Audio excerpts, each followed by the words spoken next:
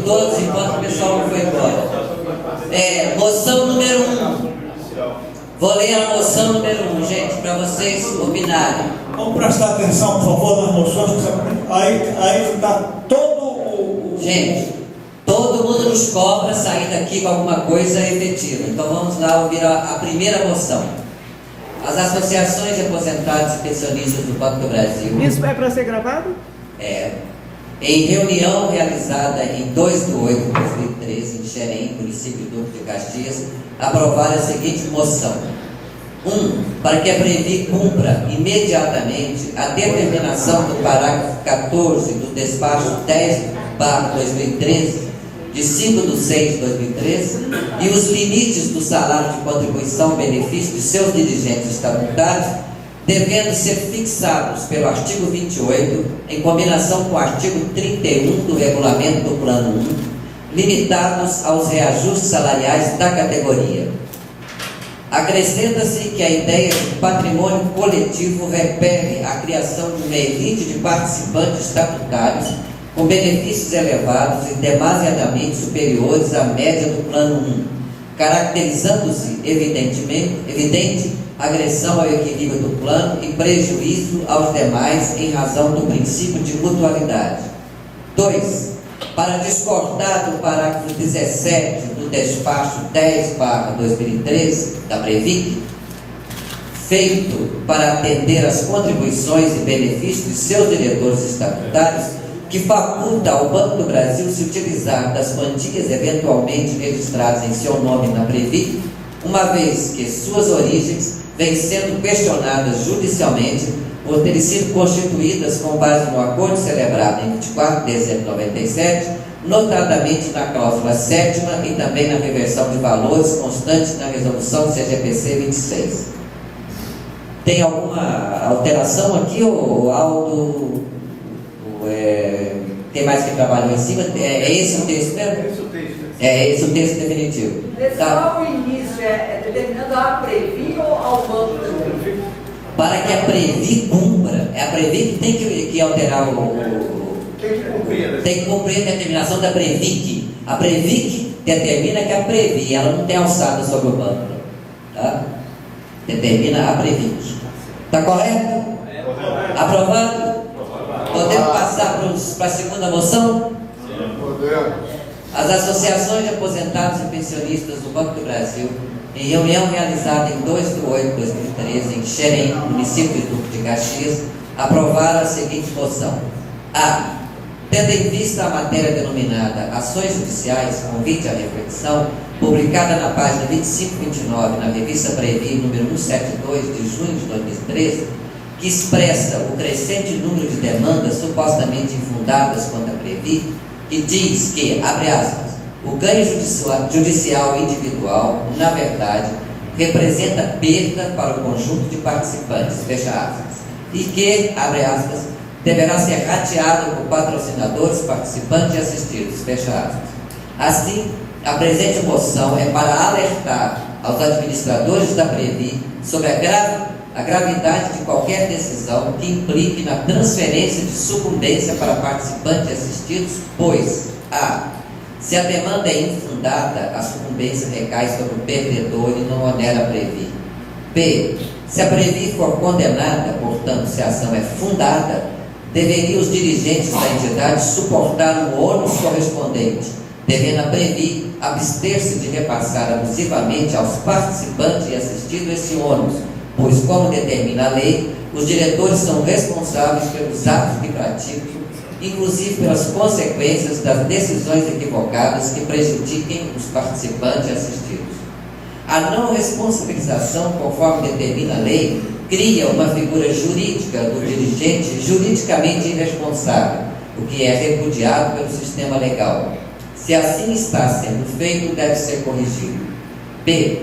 O que a revista da Previ esqueceu de mencionar na citada matéria foi a utilização, no processo de renda certa, de argumentos inverídicos, como, por exemplo, o seguinte argumento de defesa, abre aspas, como fato tem-se que a Previ considera para a concessão de benefícios o tempo máximo de 30 anos de filiação no plano, não influindo no cálculo do benefício eventuais contribuições feitas após o 60º mês de filiação.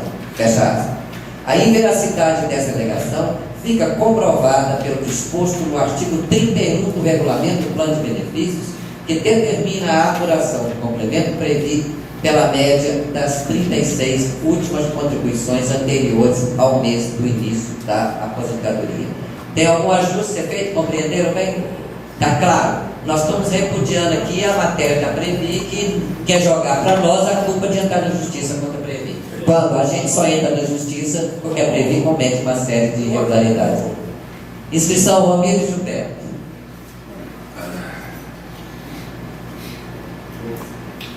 Nessa segunda moção, eu só gostaria de fazer uma observação, não sei se seria o caso, de comentar o terrorismo que a Previ está fazendo com os funcionários, que não foi mencionado aí no caso, porque, vamos dizer, de maneira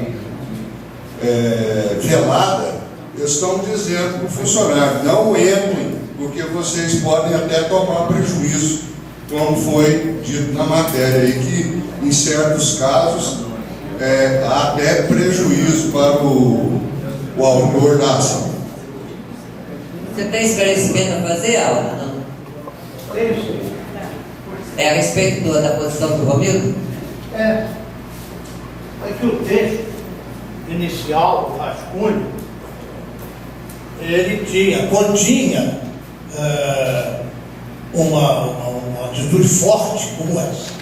Entretanto, como nós tínhamos lá o Rui, que é catedrático, e a Neuza, que é advogada consagrada, e eles ponderaram o seguinte, para mim, para a série do país, que éramos os outros, que uma atitude dessa pode gerar uma ação da Previ, ou judicial mesmo, ou em detrimento da nossa imagem. Porque se a gente entrar num litígio com ele a respeito do artigo, pode dar a eles um pé para que eles nos causem algum constrangimento junto aos nossos associados. Essa foi a preocupação. O pai vai cair. O pai, se você quiser, porque o rascunho inicial que você fez com bastante ênfase, nós remodelamos por causa desse cuidado, não é verdade? Você quer falar? Não, deixa o Gilberto falar aí, depois eu focar.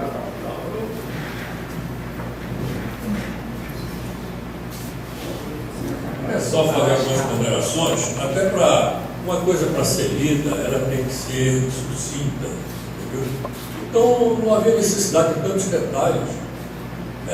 Se a Previ cometeu inverdades, por que dentro do processo não se provou essas inverdades? Entendeu? E vocês precisam saber que o jurídico da Previ está para defender a Previ. E eles usam todos os meios, os artifícios que for. Então não tem necessidade dessa polêmica aí de dizer o que é que disse, o que é que não disse. Apenas dizer, o caso é o seguinte, o fundo disso é que houve uma matéria na Previ, na revista da Previ, e dizendo que como se nós fôssemos responsáveis por essas ações, as associações também, de certo modo, veladamente, foram acusadas de se transformar em verdadeiros escritórios de advocacia, entendeu? E quando se sabe que muitas das ações foram provocadas pelo próprio fundo de pensão, quando não atendeu o associado administrativamente, entendeu? E quando fez alguns atos que, como o caso da renda certa, que não havia necessidade nenhuma de ter feito aquilo, então ela é provocada. Então, pode citar vários fatos aqui, não tem necessidade disso, a P220 é um, que não houve diálogo, administrativamente se recusaram a receber. Então, qual é o recurso? Quando não há possibilidade de administrativamente você resolver alguma coisa, não resta um recurso judiciário. Isso é que tem que ficar demonstrado. Que nós só entramos não é para querer fazer ganhos ou querer se aproveitar. Nós entramos quando o direito é atingido, entendeu? E muitas vezes por culpa, talvez, de próprios atos que são cometidos até pela própria Previ. Então, eu acho que é uma questão que fosse mais o texto fosse mais resumido apenas como um contraste, uma réplica àquilo que foi dito, porque a Previ diz uma coisa, todo mundo recebeu aquilo e leu, e se não houver alguma réplica, fica aquilo como verdadeiro. Então é isso que eu acho que o posicionamento é bom, mas eu não sei se no texto houve muito detalhamento, e que o objetivo principal era mostrar que aquilo que nós não concordamos com aquilo que foi veiculado na revista da Previ. Olha, deixa eu alertar aqui. Olha, o texto não é grande, não. O texto é bem pequeno. E eu acho que o Gilberto, não, peraí. O texto é pequeno. E ele é até cirúrgico, porque ele aborda exatamente aonde que a Previ extrapolou o direito de informação, que é uma revista de informação, ao ameaçar, de certa forma, o participante. Pode falar. Nós temos aqui, são 12h37, o almoço é às 13h, então vamos fechar esse assunto antes do almoço, tá bom? Bom, eu vou falar agora como membro da comissão, observa sobre o Gilberto. Agora, mas eu vou esclarecer a coisa. Quando se focaliza um assunto dessa natureza, tem que se fazer uma abordagem abrangente. Focaliza-se tudo. Em primeiro ponto, aquilo que você falou está atendido quando se mencionou que o ônus da sucumbência cabe a quem perde a ação. Isso refuta a afirmativa deles de que nós somos prejudicados porque toda a coletividade responde pelo prejuízo. Nós estamos contestando. Procurou-se utilizar uma linguagem meio na base para dizer de forma delicada, porque a questão efetivamente é delicada. Nós poderíamos fazer uma abordagem mais panfletária, mas isso poderia não ser acolhido pela maioria. Então você teve cuidado de redigir aos poucos a coisa. Porque você tocou nesse ponto que o Gilberto falou, nós tocamos na questão da renda certa, e aí está incompleto o texto, porque, em primeiro lugar, nós deveríamos mencionar que a Previ, como toda entidade, tem a obrigação de ter um departamento jurídico e pagar por isso. E o principal ônus do departamento jurídico da Previ não é com as nossas ações, isso é porcaria. O principal ônus do departamento jurídico da Previ é com outras ações. Você deve se lembrar que há alguns anos passados a Previ respondeu a um processo movido pela Receita Federal e ganhou da ordem, cobrando impostos, da ordem 3, 4 bilhões. Não sei quantos bilhões. E ganhou. Isso custa caro.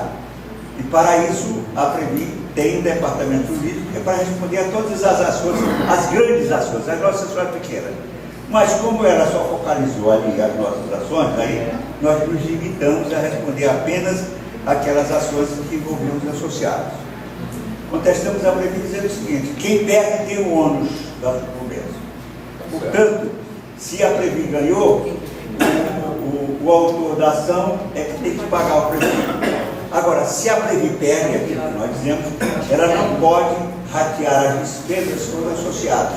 Ela tem que responsabilizar os diretores que deram origem àquela ação, ou seja, que procederam errado.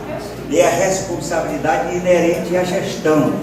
Porque se um administrador de uma entidade pratica um ato e o que se sente prejudicado vai à justiça, ganha a ação e o administrador joga a culpa nos sócios, ou penaliza os sócios por pagamento, está criada a figura do administrador juridicamente irresponsável. O que é a irresponsabilidade jurídica? É aquela consequência de um ato praticado pelo dirigente de uma entidade que é jogado nas costas dos associados, que não tem nada a ver com a história. Isso não é assim como está sendo dito. E o problema não é novo. Esse problema surgiu, não sei se você se recordou, se você se recorda, estava ausente, ou você não estava presente na ocasião, quando o Ried, presidente da ANAB, fez um discurso alertando contra a judicialização das ações. Começou naquela ocasião, o pai lembrou isso aqui. Foi no fórum jurídico? Foi, e depois a coisa continuou crescendo até que saiu essa ação, que é mais ou menos uma espécie de chantagem contra nós. Agora, se nós conseguirmos utilizar a expressão chantagem, poderia haver um companheiro que discordasse, porque seria uma linguagem mais panfletária. Aí nós adotamos, por exemplo, a expressão inverídica, para dizer que é mentirosa. Mas se nós disséssemos mentirosa, isso poderia afrontar a majestade pretorial. O juiz poderia dizer que era um desrespeito à justiça. Agora, o fato de a Previ ter ganho nessas ações não significa dizer que a alegação dela, que está ali transcrita, para comprovar exatamente que a Previ mentiu, e nós não dissemos que mentiu, é inverídico, aquilo foi contestado com toda a veemência, e é por isso que eu mencionei aqui aquela questão do Conselho Nacional de Justiça que apurou, investigou, chegou àquela conclusão. Foi contestado na Justiça tudo o que foi afirmado, se disse nas diversas fases do recurso, se disse tanto do recurso como das contrarrazões, na apelação ao Tribunal Regional, se disse que a alegação da Previ e do Banco do Brasil, nós só mencionamos ali a Previ, mas o Banco do Brasil também fez a mesma alegação, era falsa, que isso constituía litigância de má-fé. Se pediu que o banco fosse condenado, o banco e a Previ fossem condenados por litigância de má-fé.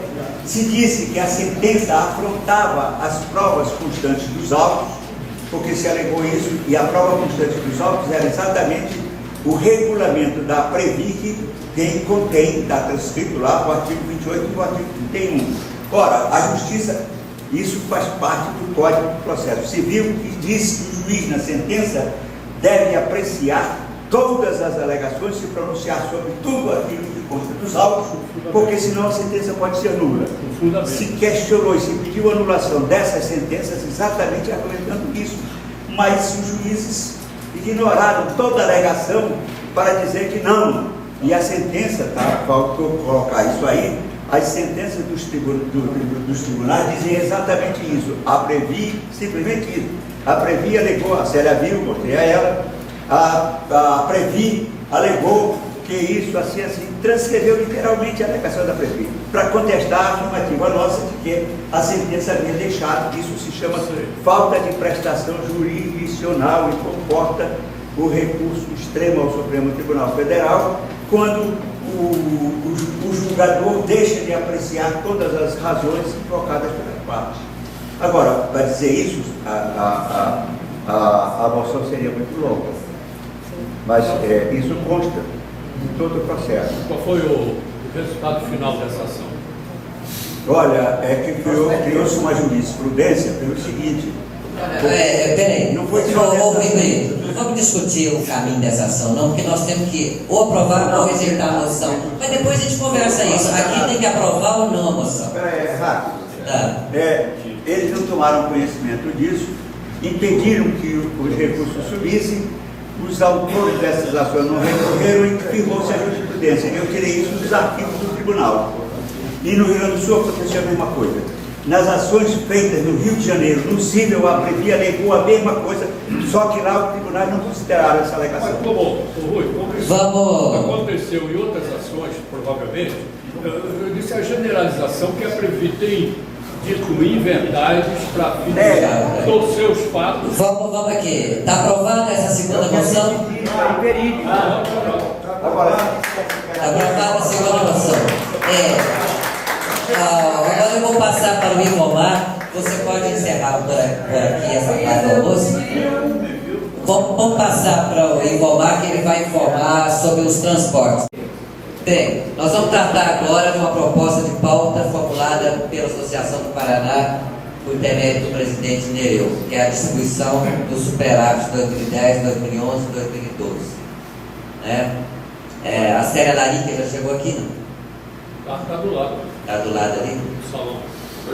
Superávit da federação? Não. A grande... Ô Célia, você chegou na hora. Né? Nós vamos tratar agora a respeito da distribuição do superávit acumulado em 2010, 2011, 2012, que segundo as normas da Lei 108, né, e da Resolução 26, uma vez acumulado 3 exercícios, seria obrigatório proceder à revisão do plano. Não é isso? Ocorre que isso não foi feito lá em janeiro. Hoje em dia, a série talvez tenha um dado concreto aí, simplesmente não tem recurso na conta reserva especial para a revisão do plano. E mais, nós estamos convivendo, e as associações todas estão sendo inquiridas pelos seus sócios a respeito do fim do BET. Então, o que tem de mais premente hoje não é nenhuma proposta ou possibilidade de nova revisão de plano e novos benefícios, e sim até o fim do benefício especial temporário.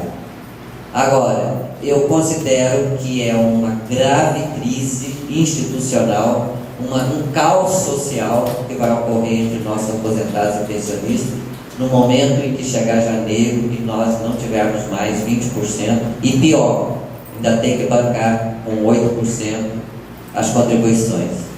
Tá? 8% ou ficou em 4%? 4,8% de contribuição. Então seria o quê? Uma redução de 24,8% nos salários de todos nós aposentados e pensionistas. Eu chamo isso de caos social. E um caos que se agrava com relação à CACI. A CACI também vai perder 20%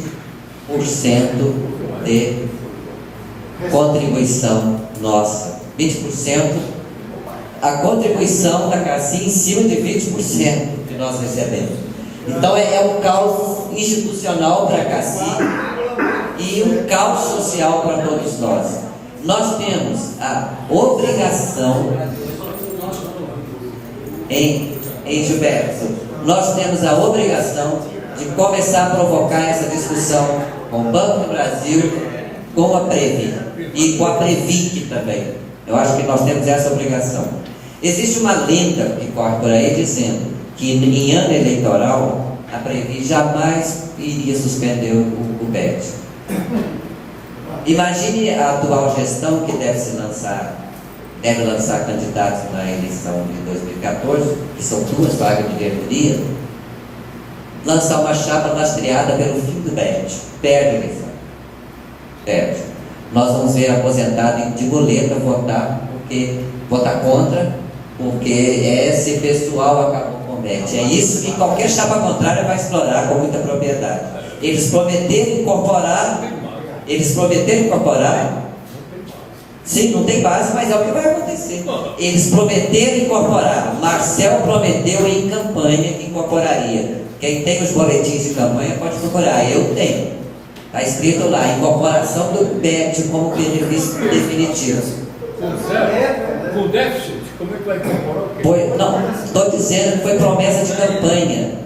Além de não cumprir a promessa, ainda esta gestão retira o BET. Então é esse o cenário eleitoral que os espera. E é por isso que há colegas que advogam a ideia que a gente não precisa nem se preocupar que o BET não acaba de jeito nenhum porque é ano eleitoral. Mas acontece que recurso não cai do céu, recurso tem que vir de algum lado. E nós temos que pensar em soluções. Tem a solução. Eu quero que você se inscreva, pegue o microfone e fale a sua solução. Vamos lá. Gilberto está inscrito. Quem mais? Nereu e Gilberto primeiro. Pera, ô Gilberto, deixa a Célia dizer primeiro o que nós temos de dinheiro lá na Previ. Venha, ô Célia. Vamos tentar acabar essa reunião até as 3, tá bom? E não temos dinheiro.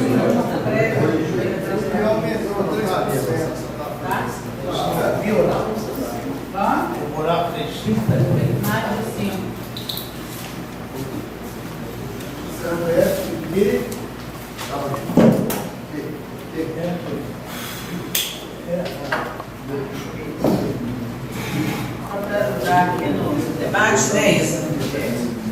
Bom, eu tenho alguns números do mês de junho, ou seja, o primeiro semestre, né, fechado. Ô, Miriam, por favor. Tem os números do mês de junho, portanto, o primeiro semestre fechado, e tem uma prévia de julho até o dia 15, tá? Foi quando nós tivemos a reunião, tá? Eu vou dar mês de junho fechado, que é o balancete oficial, tá? Onde nós tínhamos, eu vou já nas últimas linhas, tá, Isa? Para facilitar. Superávit acumulado de 20.754 e uma reserva de contingência de 27.402.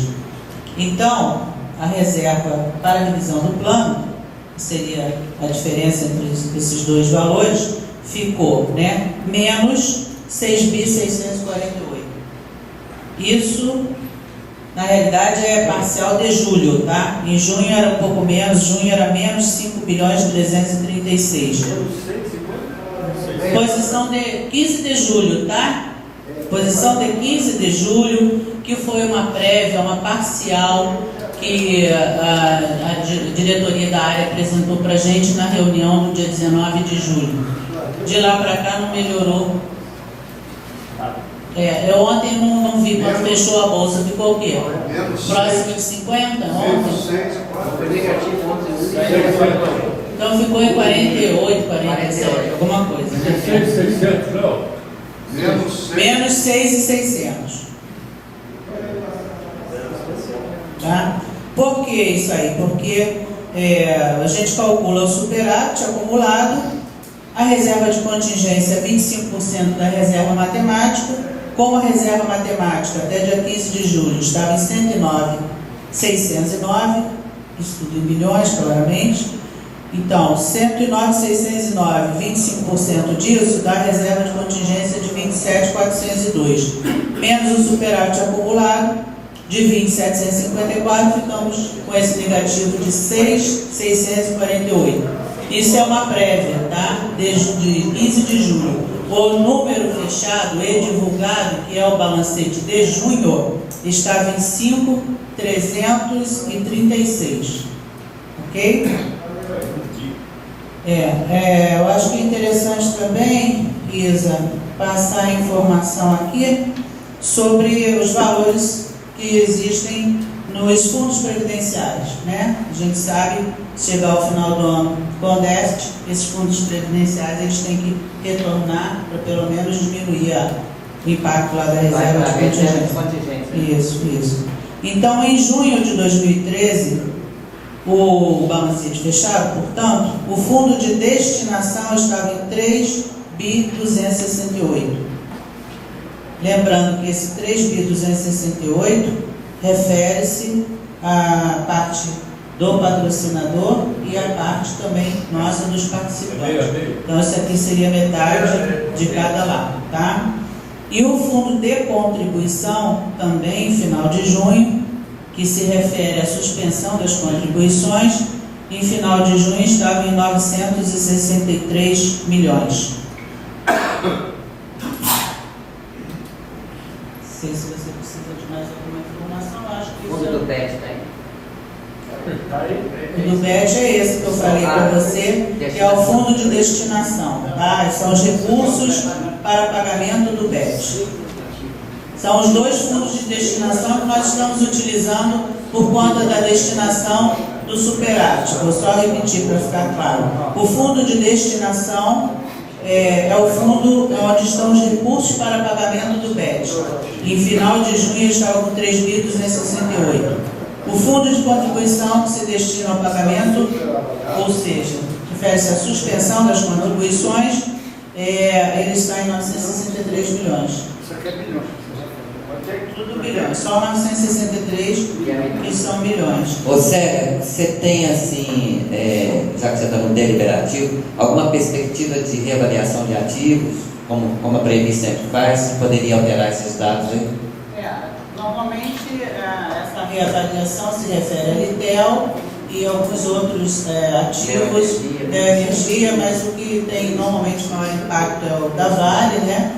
e que essa reavaliação é feita no final do ano. Tá? A gente está vendo quais são os cenários hoje em torno do nosso ativo na Vale, então a gente tem que esperar para ver como é que o mercado vai se comportar até o final do ano e também como vai ser feita essa avaliação. Mas certamente ela será feita no final do ano, porque esse tipo de ativo, a legislação prevê que seja feita uma reavaliação anual. Então isso será feito no final do ano. A série podia ficar aí. A série podia ficar aí, a gente abre a inscrição, porque aí ela pode responder melhor do que.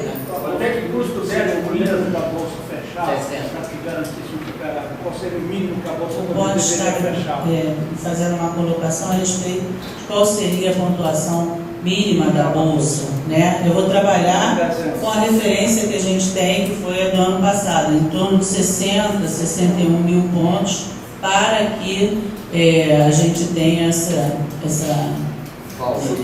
folga ou esse equilíbrio, né?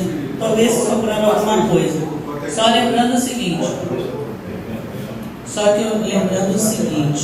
nós temos os dois fundos, o de contribuição e o de destinação do BET.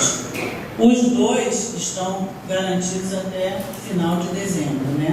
O de contribuição também. Então já está completando os 3 anos. No final do ano, quando se for feita a verificação, o fechamento, né, das contas de final de ano, dos balanços, etc., vai se verificar como é que se comportam, né, essas duas rubricas, digamos assim, para que a gente possa ver se vai ter alguma coisa para o ano que vem. O BET custa em torno de 1 bilhão e 200 anos, não é isso? Ó? Na faixa de 1 bilhão e 200 anos. De cada pedaço. De cada pedaço. Então, 200 e tanto, por aí, por mês. Tá? 100 milhões por mês. Não, 1 bilhão e 200 dá 100. Não, gente, esse 3 milhões. Calma aí, vamos por vez. vez. Vou voltar a explicar. Da nossa parte que eu estou falando, o valor total dá mais do que isso, né? Porque você tem que considerar a parte do banco também, né? Você quer dizer então que há possibilidade de, além do termo do BET, da suspensão do BET, de a gente voltar a pagar a contribuição? Sim.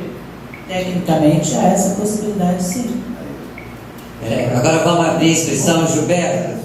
Você tem a solução mágica para a gente continuar recebendo BET? Vamos lá. Mas é coisa séria. Fora da bolsa, fora da bolsa. Mas você não vai dar ideia não, tá, Gilberto? Não. Já se falou aqui do caos, né? Do caos que pode acontecer com a não continuidade do BET. E está todo mundo preocupado, não só politicamente, a questão política, como financeiramente. Né? As pessoas estão recebendo, até tem um grupo dos chamados BET dependentes. Então, eles não pode passar a ser BET já incorporado. O BET é uma dependência que existe como a droga, uma série de coisas. Então, essa parte política tem a bolsa, é claro. Aí a gente não pode fazer um exercício de futurologia. Mas existem os mecanismos, assim, eu não vou chamar de difícil. No ano passado, você se lembra, que estava caminhando no déficit, mas como ia interromper, inclusive, o terceiro ano consecutivo superado, aí acharam um mecanismo legal, né? Legal, de troca de títulos para os títulos mais longos, e a Previdência ganhou um bi, porque foi exatamente o resultado que deu no ano passado. Precisava manter o resto. Então se usa, às vezes, os mecanismos e tal. Eu tenho te lembrado também que no ano passado houve a reversão de provisões referentes a ações.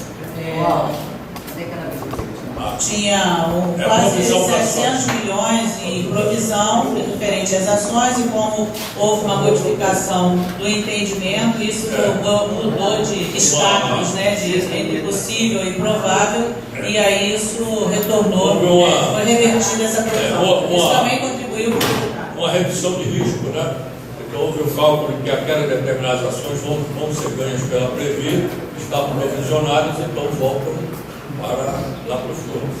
Agora, a última coisa que pode acontecer, não é à toa que vem se tentando, a primeira vez que eu vi foi numa conversa informal, estava o presidente do TAM, e numa roda disse, olha, tem um estudo aí para se fazer, eliminar aquele negócio daqueles 25% da reserva de contingência.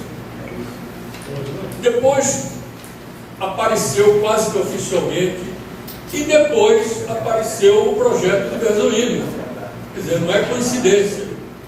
E o projeto dessa redução, né, que ocasiona um risco. Mas, se você fizer dar uma diferença enorme, você fazer 25% para a reserva de contingência, isso que eu acho que a Célia está falando, né, foi feito os 25%, não é isso? É isso. Porque por isso que deu esse negativo para a reserva de contingência. Agora, se fizer 15%, talvez dê até superávit, e até reserva. Então, esse é que eu acho que vai ser o pulo do gato, acho que vai ser esse, tá? Não contando com a bolsa, claro, se alguém conseguir 62 mil e tal, nem precisa fazer isso. Mas eu acho que não, mas isso não, é claro, a Previ não pode, por conta própria, reduzir o custo, porque a resolução 26 determina 25%, a resolução 26. Mas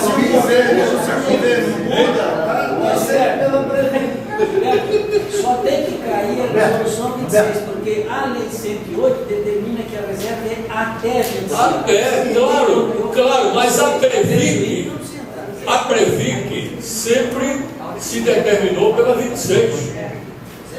A Previc não julga mérito da 26, está em vigor, ela não julga o mérito, entendeu?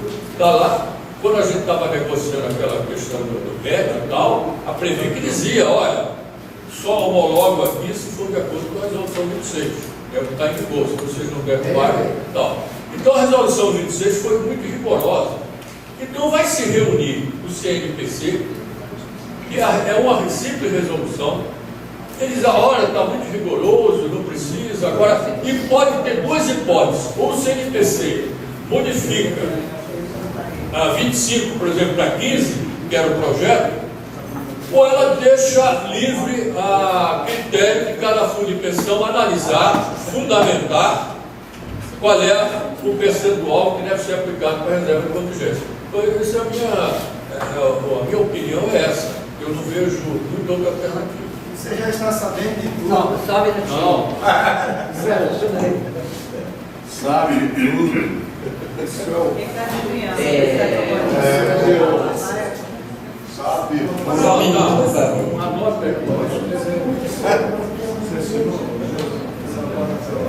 Segundo o bebê, os povos que estão eu soltei ele, vai dar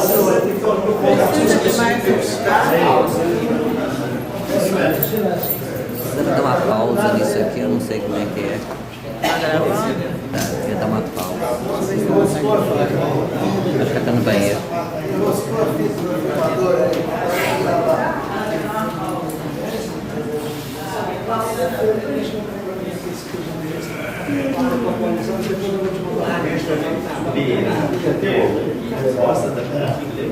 Enquanto isso, o pessoal está acabando de assinar aqui.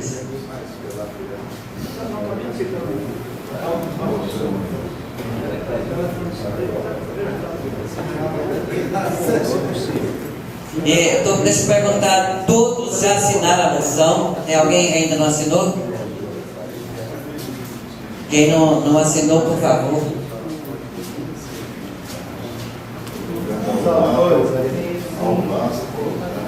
Deve ser assim a Associação Nacional. É um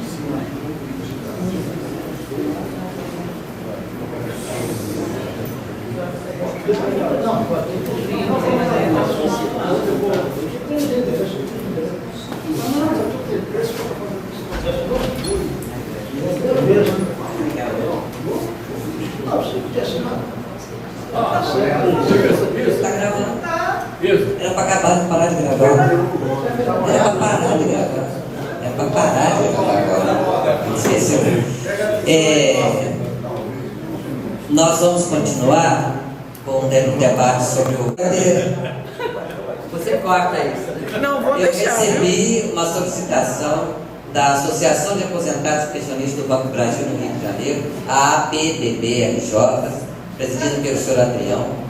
Eles solicitaram ao Dr. Sérgio da Andréia Ferreira, todos conhecem, de nome e de fama, que fizesse um parecer sobre a resolução de retirada de patrocínio para embasar alguma medida preventiva por parte das associações no caso de nós sermos atingidos por esse tsunami.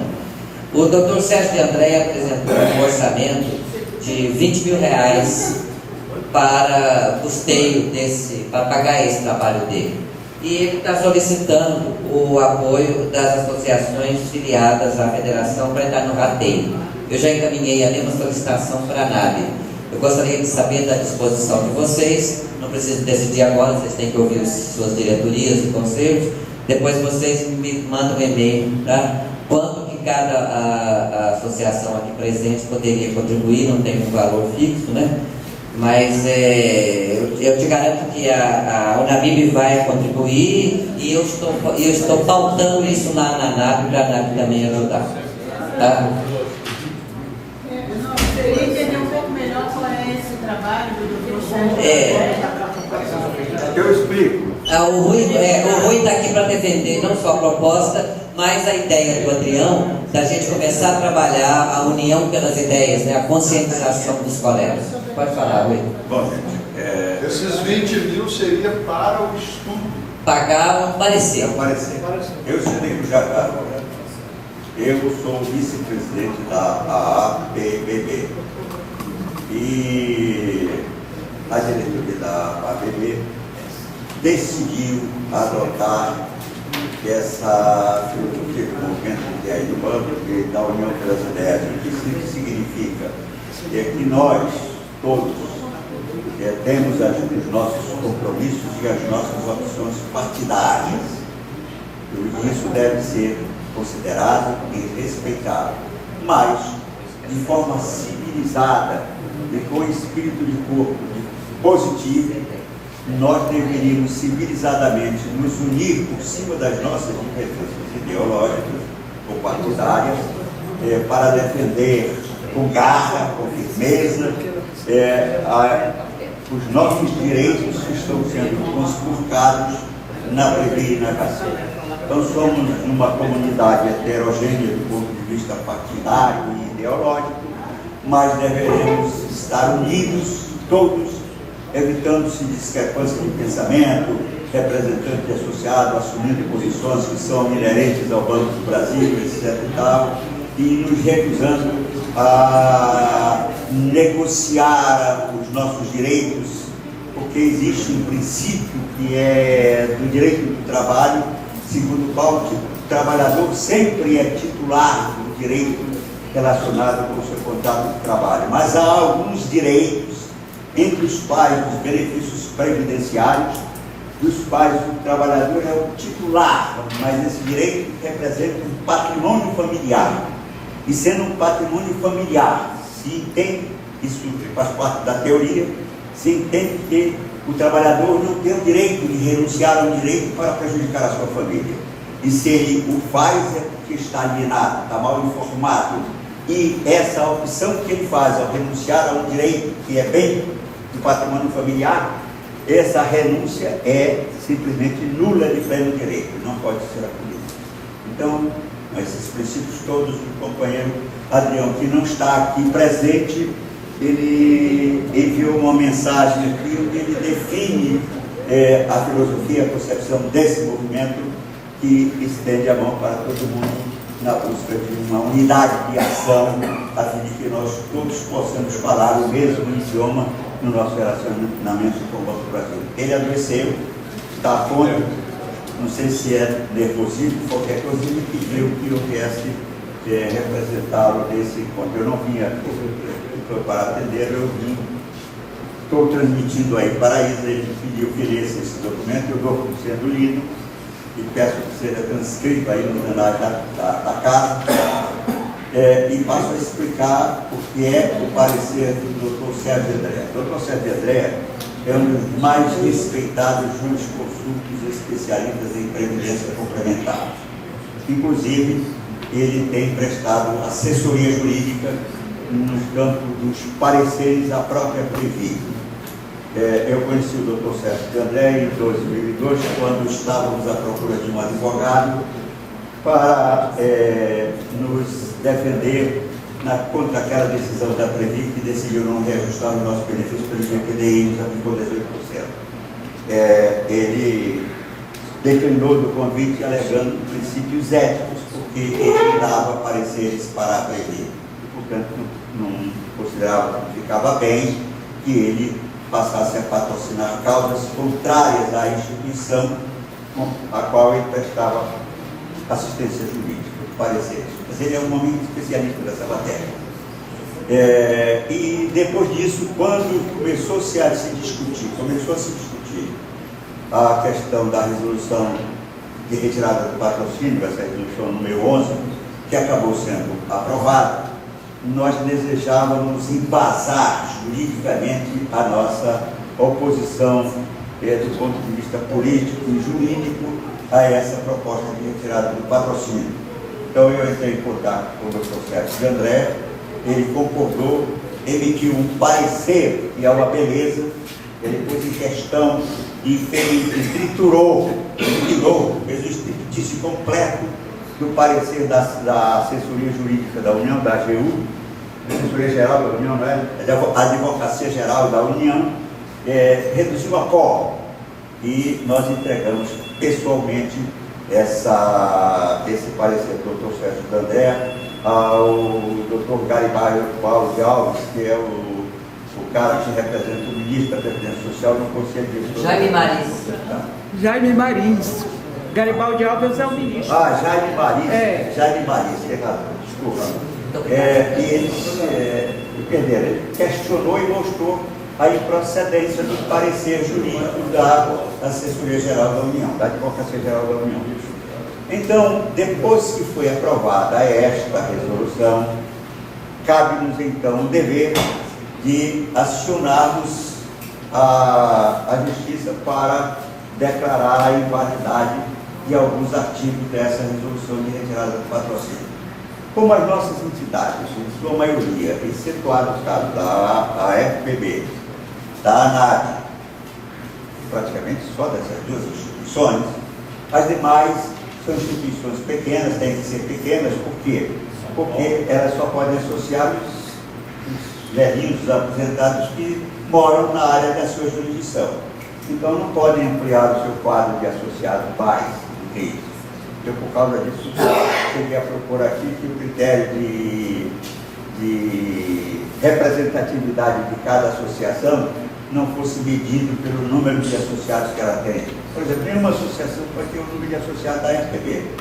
Fosse avaliado pelo critério percentual do número de velhinhos que ela consegue filiar na sua base. Se ela tem, por exemplo, 2.000 velhinhos na sua base e filia 1.000, ela filia 50% de capacidade.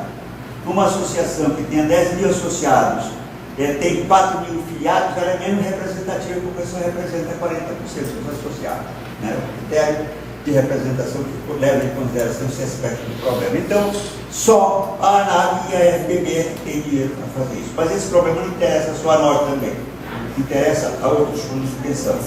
Então, por isso mesmo, nós pedimos o parecer do Dr. Sérgio de André na expectativa de que, com esse parecer, nós poderemos contratar advogados menos qualificados, mas transmitindo a esses advogados uma orientação jurídica de um mestre abalizado nesse particular, para que, com base nesse parecer, ele formule então a petição inicial e inicie o processo contra essa resolução CBT-26. É esse o sentido do parecer. Então, ele cobrou R$20.000, que eu acho baratíssimo, que nós poderemos tentar aí, fazendo um rateio entre todas as entidades, aquelas que ganham mais podem, por exemplo, o FPB pode contribuir, digamos, baixo assim, com 10 mil. 7 mil, 7 mil. 25. A ANAB pode contribuir com 10 mil. E as outras associações que farão sacrifício contribuirão com 3 mil. De acordo com as possibilidades de cada um. De acordo com aquela máxima, cada um de acordo com as suas necessidades e de cada um de acordo com as suas possibilidades. É isso aí. O parecer já foi feito? O parecer já foi feito? Já. Não, esse parecer aqui não foi feito. Não só deu o preço. Se nós concordarmos em pagar, ele vai lá no parecer. Então é isso, gente. Com isso nós encerramos nossa reunião. Essa é a ideia do Adriano, né? A ideia do Adriano é contratar esse parecer para embasar uma conciliação social futura. Mas contra a resolução 26, contra a retirada. Não, a 11. Retirada de patrocínio. Então vocês, eu quero agradecer a todos vocês, quero agradecer mais uma vez a FPB pela sessão do espaço, pelo almoço delicioso, pela festa de confraternização ontem. Quero agradecer a disposição de todos em comparecer à nossa reunião de federação. E vamos em frente e melhorar cada dia mais a nossa união, a nossa coesão, a nossa discussão. E vamos levar todas essas discussões para a rua. Nossos associados têm que saber o que nós temos discutido, pensado. Muito obrigado. Não.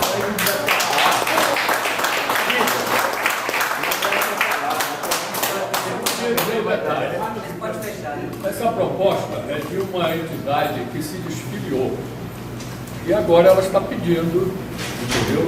Isso aí. Então, como é que fica a situação dela?